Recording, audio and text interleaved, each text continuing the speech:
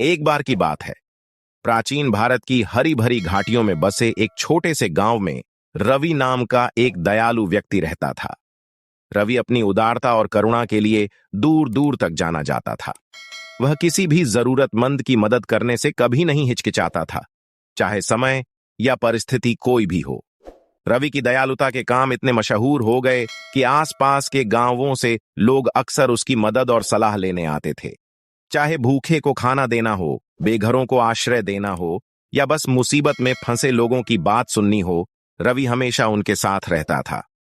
एक दिन जब रवि गांव के बाजार से गुजर रहा था तो उसने कुछ शरारती लड़कों के समूह को एक आवारा कुत्ते को परेशान करते हुए देखा। बिना कुछ सोचे समझे रवि कुत्ते को बचाने के लिए दौड़ा, लड़कों को डांटा और उन्हें भगा दिया। फिर उसने कुत्ते को धीरे से ठपठपाया, जिससे उसका डर दूर हो गया।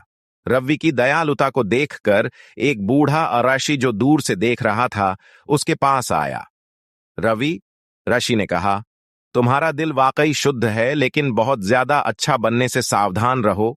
कभी कभी तुम्हारी दयालुता का फायदा उठाया जा सकता है, जिससे तुम्हें खुद दुख उठाना पड़ सकता है। रवि ने सोच समझकर सिर हिलाया, लेकिन वह अपनी दयालुता को रोकने के विचार को समझ नहीं पाया। वह जीवन को बदलने के लिए करुणा की शक्ति में विश्वास करता था और उसे अपने तरीके बदलने का कोई कारण नहीं दिखता था। जैसे जैसे समय बीतता गया, रवि पूरे गांव में प्यार और सद्भावना फैलाता रहा। हालांकि उसे जल्द ही कुछ लोगों के रवैये में एक सूक्ष्म बदलाव नजर आने लगा। कुछ लोग कृतज्ञता व्यक्त किए बिना उसकी मदद की उम्मीद करने लगे, जबकि अन्य लोग उसकी उदारता का फायदा उठाते हुए जरूरत से ज्यादा मांगने लगे। इन चुनौतियों के बावजूद रवि दयालुता के प्रति अपनी प्रतिबद्धता में दृढ़ रहे। हालांकि बूढ़े आशी के शब्द उनके दिमाग में घूमते रहे, जिससे उन्हें करुणा और आत्मसंरक्षण के बीच संतुलन पर विचार करने के लिए प्रेरित किया। एक शाम बोधि वृक्ष के नीचे ध्यान करते समय रवि को एक गहन एहसास हुआ। उन्होंने समझा कि दयालुता आवश्यक है, लेकिन यह किसी की अपनी भलाई की कीमत पर नहीं आनी चाहिए। जिस तरह एक मोमबत्ती अपनी लौ को बचाए बिना अंधेरे को रोशन नहीं कर सकती, उसी तरह रवि को एहसास हुआ कि उसे अपनी खुशी और आंतरिक शांति की रक्षा करने की आवश्यकता है। उस दिन के बाद से रवि ने दूसरों के प्रति अपनी दयालुता जारी रखी, लेकिन उसने सीमाएं निर्धारित करना और अपनी जरूरतों को प्राथमिकता देना भी सीखा। उसने गौतम बुद्ध की शिक्षाओं को मूर्त रूप देते हुए करुणा और आत्म देखभाल के बीच एक सामंजस्यपूर्ण संतुलन पाया, और इसलिए रवि की रोशनी चमकती रही, अपने आसपास के लोगों के जीवन को रोशन करते हुए साथ ही अपने भीतर की लौ को पोषित करती रही। यह कहानी गौतम बुद्ध के ज्ञान से प्रेरणा लेते हुए दयालुता और आत्म देखभाल का अभ्यास करने में संतुलन के महत्व को दर्शाती है। जैसे जैसे रवि अपनी यात्रा जारी रखता गया, उसे कई चुनौतियों का सामना करना पड़ा, जिसने करुणा और आत्म संरक्षण के बीच उसके नए संतुलन की परीक्षा ली। एक दिन एक धनी व्यापारी रवि के पास एक बड़ा आर्ण मांगने आया। व्यापारी ने एक जरूरी व्यावसायिक अवसर का हवाला देते हुए ब्याज सहित आर्ण चुकाने का वादा किया, जिसके लिए तत्काल धन की आवश्यकता थी। रवि को व्यापारी की दुर्दशा पर सहानुभूति महसूस हुई और उसने उसे पैसे उधार देने पर विचार किया। हालांकि आर्षि की सलाह को याद करते हुए रवि ने आगे पूछताछ करने का फैसला किया।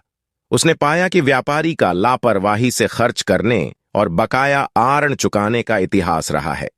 इसमें शामिल संभावित जोखिम को समझते हुए रवि ने विनम्रता से आर्ण लेने से मना कर दिया, लेकिन व्यापारी को वैकल्पिक समाधान तलाशने में मदद करने की पेशकश की। शुरू में व्यापारी निराश था और रवि के इनकार से नाराज भी था। हालांकि जैसे जैसे समय बीतता गया, उसे रवि की ईमानदारी और निष्ठा की सराहना होने लगी। रवि के मार्गदर्शन से व्यापारी जिम्मेदार बजट और रणनीतिक निवेश के माध्यम से अपनी वित्तीय कठिनाइयों को दूर करने में सक्षम हो गया। इस बीच अपने स्वयं के कल्याण को प्राथमिकता देने के रवि के निर्णय को ग्रामीणों ने अनदेखा नहीं किया। उन्होंने उसकी ताकत और लचीलेपन की प्रशंसा की, यह महसूस करते हुए कि सच्ची करुणा के लिए आंतरिक शक्ति और विवेक की आवश्यकता होती है। अपने इरादों को गलत समझने वालों से कभी कभी आलोचना का सामना करने के बावजूद रवि संतुलन के प्रति अपनी प्रतिबद्धता में दृढ़ रहे। उन्होंने अपने समुदाय की दया और करुणा के साथ सेवा करना जारी रखा, साथ ही अपनी खुशी और आंतरिक शांति की रक्षा करने का भी ध्यान रखा। समय के साथ रवि के उदाहरण ने दूसरों को दया और आत्म देखभाल के बीच अपना संतुलन खोजने के लिए प्रेरित किया। गांव तब फला फूला जब व्यक्तियों ने अपनी भलाई का त्याग किए बिना एक दूसरे का समर्थन करना सीखा, और इसलिए गौतम बुद्ध के ज्ञान को अपनाने वाले दयालु व्यक्ति रवि की विरासत आने वाली पीढ़ियों तक जीवित रही, जिसने अपने रास्ते में आने वाले सभी लोगों को ज्ञान के साथ करुणा की परिवर्तनकारी शक्ति की याद दिलाई। यह निरंतरता रवि की विकास की चल रही यात्रा और समुदाय पर उनके कार्यों के प्रभाव को दर्शाती है, जो करुणा और आत्म देखभाल में संतुलन खोजने के महत्व पर जोर देती है। एक दिन यात्रियों का एक समूह गांव में शरण और जीविका की तलाश में आया। उनमें से एक माया नाम की महिला थी, जो कमजोर और थकी हुई लग रही थी। उसकी गोद में एक छोटा बच्चा था। माया ने बताया कि वे हाल ही में हुई एक प्राकृतिक आपदा के कारण विस्थापित हो गए थे और उनके पास जाने के लिए कोई और जगह नहीं थी। माया की दुर्दशा से दुखी होकर गांव के लोगों ने यात्रियों के लिए भोजन, आश्रय और कपड़े उपलब्ध कराने के लिए एक साथ मिलकर काम किया। रवि ने भी अपनी सहायता की पेशकश की। माया और उसके बच्चे का अपने घर में स्वागत किया। उन्होंने उनके आराम और कल्याण को सुनिश्चित करने में कोई कसर नहीं छोड़ी, यहां तक कि उनकी जरूरतों को पूरा करने के लिए अपने संसाधनों का त्याग भी किया। दिन हफ्ते में बदल गए और माया और उसका बच्चा गांव के समुदाय का एक अभिन्न अंग बन गए। रवि को उनकी उपस्थिति में सांत्वना मिली, उनके जीवन में बदलाव लाने के अवसर को संजोया। हालांकि जैसे जैसे समय बीतता गया, रवि को माया के व्यवहार में सूक्ष्म परिवर्तन नजर आने लगे। वह लगातार मांग करने लगी, विशेष व्यवहार की अपेक्षा करने लगी, और जब उसकी मांगें तुरंत पूरी नहीं की गईं, तो वह नाराज होने लगी। रवि की सहानुभूति की शुरुआती भावनाएं बेचैनी में बदल गईं, क्योंकि उसे एहसास हुआ कि माया उसकी दयालुता का फायदा उठा रही है।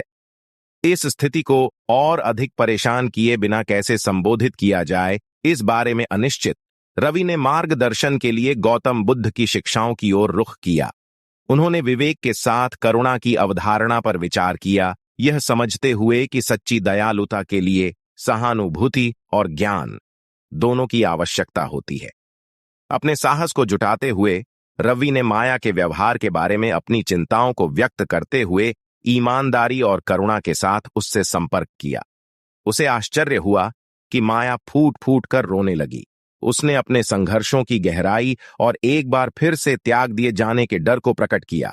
धैर्य और समझ के साथ रवि ने माया की कहानी सुनी, अपनी सीमाओं से समझौता किए बिना अपना समर्थन और मार्गदर्शन दिया। साथ मिलकर उन्होंने माया की असुरक्षाओं और भय को दूर किया, अपनी साझा मानवता में ताकत पाई। जैसे जैसे माया ने धीरे धीरे रवि की दयालुता के लिए अपना दिल खोला, उसने क्षणभंगुर भौतिक सुखों पर वास्तविक संबंध के मूल्य को पहचानना शुरू कर दिया। रवि के प्रोत्साहन के साथ उसने आत्मखोज की यात्रा शुरू की, अपने आंतरिक लचीलेपन को अपनाया और भविष्य के लिए आशा पाई। अंत में माया का परिवर्तन ज्ञान के साथ करुणा की परिवर्तनकारी शक्ति का प्रमाण बन गया। रवि के उदाहरण से प्रेरित होकर गांव के लोगों ने माया और उसके बच्चे का समर्थन करने के लिए एकजुट होकर दया और समुदाय के प्रति अपनी प्रतिबद्धता की पुष्टि की, और इस तरह गौतम बुद्ध के शाश्वत ज्ञान और मानव आत्मा की अंतर्निहित अच्छाई में अटूट विश्वास द्वारा निर्देशित रवि की यात्रा जारी रही। दया और आत्म संरक्षण के बीच संतुलन की अपनी खोज में रवि ने एक गहन सत्य की खोज की कि सच्ची करुणा की कोई सीमा नहीं होती है और इसमें आत्मा के सबसे गहरे घावों को भी भरने की शक्ति होती है। ये विस्तार रवि की यात्रा के एक गहरे पहलू की खोज करता है, जो मानवीय रिश्तों की जटिलताओं और वास्तविक करुणा की परिवर्तनकारी क्षमता में गहराई से उतरता है। जैसे जैसे रवि की यात्रा आगे बढ़ी, उसे जंगल के भीतर बसा एक गांव मिला, जो उन हलचल भरे शहरों और कस्बों से बहुत दूर था जहां वह रहने लगा था। सेरेनिटी ग्रो के नाम से मशहूर इस गांव के बारे में कहा जाता है कि यहां एकांत प्रिय लोगों का समुदाय रहता था, जिन्होंने अपना जीवन ध्यान और आध्यात्मिक चिंतन के लिए समर्पित कर दिया था। सुनी गई कहानियों से रोमांचित होकर रवि सेरेनिटी ग्रो में घुस गया, जहां के निवासियों की बुद्धिमत्ता से सीखने के लिए उत्सुक था। जब वह शांत वातावरण में घूम रहा था, तो उसे पेड़ों के बीच बसा एक साधारण मठ मिला, जिसके दरवाजे उन सभी के लिए खुले थे जो बाहरी दुनिया की अराजकता से शरण चाहते थे। मठ में प्रवेश करने पर रवि का स्वागत भिक्षुओं के एक समूह ने किया, जिन्होंने खुले हाथों से उसका स्वागत किया। उन्होंने उसे अपने दैनिक ध्यान अभ्यास में शामिल होने के लिए आमंत्रित किया और उसे ध्यान और आत्मनिरीक्षण के प्राचीन अनुष्ठानों के माध्यम से मार्गदर्शन किया। जब रवि ने खुद को मठ की शांति में डुबोया, तो उसे अपने ऊपर शांति की गहरी अनुभूति हुई, जैसे कोई हल्की हवा उसकी थकी हुई आत्मा को सहला रही हो।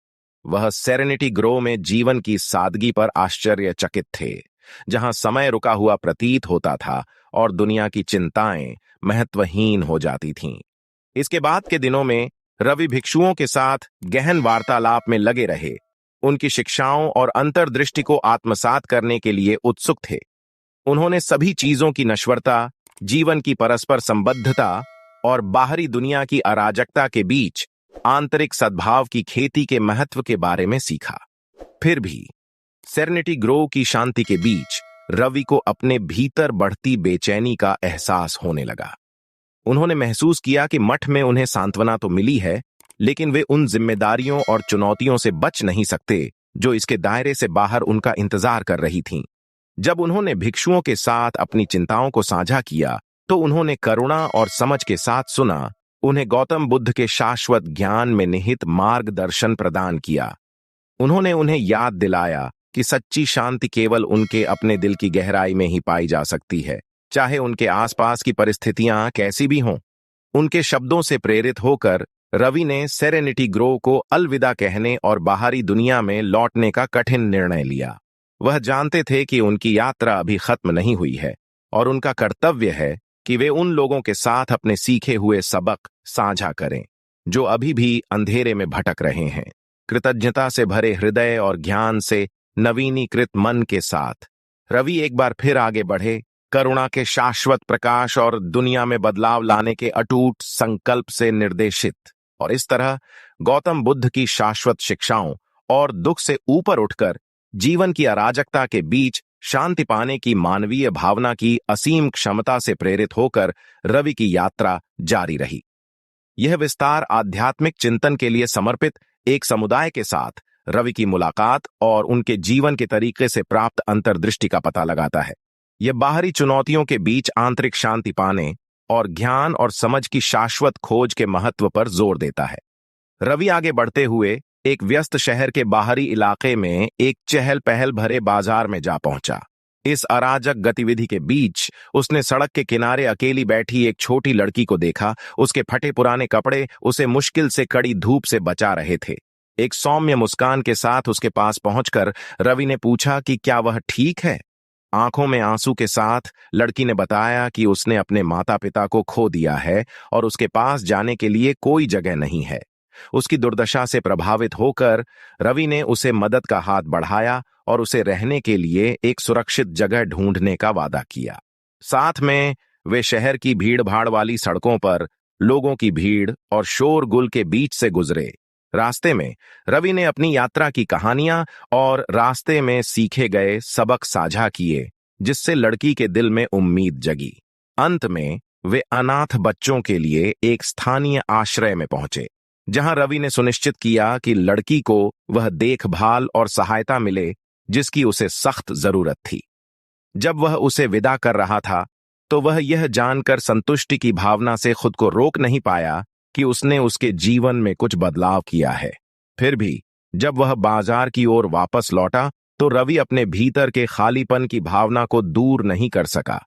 दूसरों की मदद करने के अपने सर्वोत्तम प्रयासों के बावजूद वह अपर्याप्तता की उस पीड़ादायक भावना से बच नहीं सका जो उसकी आत्मा को कुतर रही थी। शांत चिंतन के क्षणों में रवि ने खुद को अस्तित्वगत प्रश्नों से जूझते हुए पाया जो उसके दिमाग को परेशान कर रहे थे। उसकी यात्रा का उद्देश्य क्या था? क्या यह केवल दूसरों के दुख को कम करने के लिए पर्याप्त था, या क्या कोई गहरा अर्थ उजागर होने का इंतजार कर रहा था? मार्गदर्शन के लिए गौतम बुद्ध की शिक्षाओं की ओर मुड़ते हुए रवि ने अनित्यता और परस्पर जुड़ाव के ज्ञान में सांत्वना मांगी। उन्होंने महसूस किया कि सच्ची पूर्णता केवल यात्रा में ही पाई जा सकती है, देने और प्राप्त करने के अंतहीन चक्र में जो सभी जीवित प्राणियों को एक साथ बांधता है। नए सिरे से स्पष्टता और उद्देश्य के साथ रवि ने अपनी यात्रा के एक नए अध्याय की शुरुआत की। प्रत्येक क्षण को कृतज्ञता और करुणा के साथ अपनाया। रास्ते में उन्हें मदद और मार्गदर्शन की जरूरत वाले अनगिनत लोगों का सामना करना पड़ा, जिनमें से प्रत्येक उनकी अपनी आंतरिक यात्रा के प्रकाश को प्रतिबिंबित करने वाले दर्पण के रूप में काम कर रहा था। और इस तरह अर्थ और उद्देश्य के लिए रवि की खोज जारी रही। करुणा के शाश्वत प्रकाश और दुख से परे जाने और जीवन की अराजकता के बीच शांति पाने की मानवीय आत्मा की असीम क्षमता द्वारा निर्देशित यह विस्तार रवि के अपनी यात्रा में अर्थ और पूर्णता खोजने के आंतरिक संघर्ष पर प्रकाश डालता है, दूसरों के दुख का सामना करने पर उठने वाले अस्तित्वगत प्रश्नों को उजागर करता है। यह जीवन की अनिश्चितताओं को दूर करने में आंतरिक प्रतिबिंब और गौतम बुद्ध के कालातीत ज्ञान के महत्व पर जोर देता है। जैसे जैसे रवि अपनी यात्रा जारी रखता गया, उसे भय और विभाजन से ग्रसित एक गांव मिला। विभिन्न समुदायों के बीच संघर्ष बढ़ गया था, जिससे ग्रामीणों के बीच हिंसा और अविश्वास पैदा हो गया था। उसने जो पीड़ा देखी, उससे प्रेरित होकर रवि को पता था कि उसे शांति और सुलह लाने के लिए किसी तरह हस्तक्षेप करना होगा। गौतम बुद्ध की शिक्षाओं को ध्यान में रखते हुए रवि ने युद्धरत गुटों के बीच समझ और संवाद को बढ़ावा देने के उद्देश्य से सभाओं की एक श्रृंखला आयोजित करने का फैसला किया। शुरुआती संदेह और प्रतिरोध के बावजूद वह दृढ़ रहा। मानवता की अंतर्निहित अच्छाई और सबसे गहरे विभाजन को भी पार करने की करुणा की शक्ति में विश्वास करता रहा। धैर्य और दृढ़ता के साथ रवि ने बातचीत को सुविधाजनक बनाया, जिससे ग्रामीणों को अपनी शिकायतें, भय और भविष्य के लिए उम्मीदें व्यक्त करने का मौका मिला। सहानुभूतिपूर्वक सुनने और सम्मानजनक संचार के माध्यम से उन्होंने विरोधी पक्षों के बीच की खाई को पाटने में मदद की, एकता और साझा उद्देश्य की भावना को बढ़ावा दिया। जैसे जैसे तनाव धीरे धीरे कम होने लगा और विश्वास पनपने लगा, रवि ने ग्रामीणों को सामुदायिक परियोजनाओं पर सहयोग करने के लिए प्रोत्साहित किया, जिससे सभी को लाभ होगा। साथ मिलकर उन्होंने घरों का पुनर्निर्माण करने, साझा संसाधनों को विकसित करने और आपसी विकास और समृद्धि के अवसर पैदा करने के लिए काम किया। समय के साथ गांव करुणा और सहयोग के बंधनों से बंधे एक जीवंत समुदाय में बदल गया। पूर्व विरोधी सहयोगी बन गए, जो अपने और आने वाली पीढ़ियों के लिए बेहतर भविष्य बनाने की अपनी प्रतिबद्धता में एकजुट हो गए। रवि के उदाहरण से प्रेरित होकर पड़ोसी गांवों ने भी उनका अनुसरण किया, सुलह और उपचार की अपनी यात्राएं शुरू कीं। दयालुता और समझदारी के कार्यों के माध्यम से उन्होंने भय और घृणा की सीमाओं को पार कर लिया और एक अधिक शांतिपूर्ण और सामंजस्यपूर्ण दुनिया बनाने के लिए गौतम बुद्ध के कालातीत ज्ञान को अपनाया। और इसलिए रवि की विरासत न केवल उन लोगों के जीवन में जीवित रही जिन्हें उन्होंने सीधे छुआ, बल्कि उनकी करुणा और ज्ञान के तरंगों के प्रभावों में भी समय और स्थान में गूंजते हुए अनगिनत अन्य लोगों को शांति और ज्ञान के मार्ग पर चलने के लिए प्रेरित किया। यह विस्तार रवि की शांति निर्माता और समुदाय निर्माता के रूप में भूमिका की खोज करता है, संघर्ष को हल करने और एकता को बढ़ावा देने में करुणा और संवाद की परिवर्तनकारी शक्ति पर प्रकाश डालता है। यह समकालीन चुनौतियों का समाधान करने और दुनिया में सकारात्मक बदलाव को प्रेरित करने में गौतम बुद्ध की शिक्षाओं की कालातीत प्रासंगिकता पर जोर देता है।